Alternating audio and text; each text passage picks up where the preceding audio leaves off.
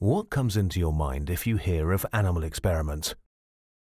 Probably rabbits forced to smoke, or hamsters with cosmetic products being dripped into their eyes. All in order to prove the alleged harmlessness of those products for mankind and their usefulness for medical progress. There are fewer pictures of it in the press these days, even though the tests are continuing, and if they're mentioned at all, they are represented as doing no harm to the animals. Yet each year millions of animals suffer and die in the laboratories, and their numbers are increasing. All this is always justified by pointing out the future benefits for people. But if you take a closer look at these animal experiments, then their benefits look doubtful because animals are not humans. In spite of the close relationship, people and animals differ from each other. They have different metabolisms and show different reactions to many substances. In humans, thalidomide causes malformations, but not in the usual experimental animals.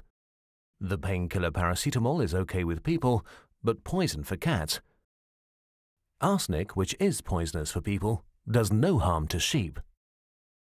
Substances like varnishes, dyes, bitumen, silicone, industrial lubricants or fuels are pumped by tubes into the stomachs of rats for months, yet there's little evidence of the effects these substances might have on man.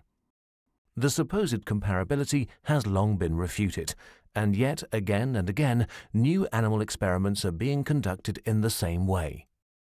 Animals do not suffer from diseases of civilization which are caused by man's unhealthy lifestyle. Consequently, each tested animal must first be made sick. Diabetes in animals is caused by destroying the cells of the pancreas with poison. Heart attacks are caused by constriction of the coronary arteries. Arteriosclerosis is caused by sending electric impulses through the arteries. The guts of mice are perforated to trigger a painful peritonitis with sepsis. In addition, there are purpose-made animals who are being bred in a way that they suffer from certain diseases or conditions or to serve as a stock of spare organ parts.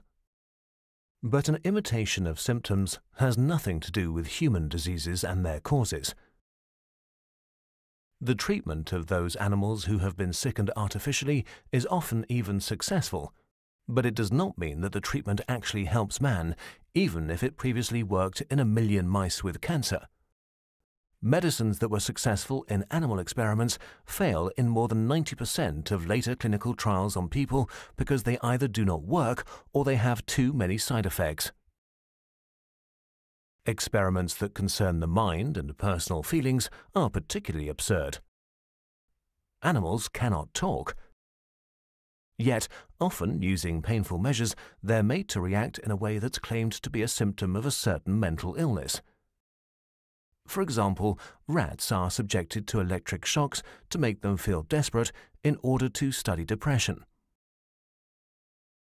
Such assumptions that cannot be founded on anything often have outcomes that are completely contradictory.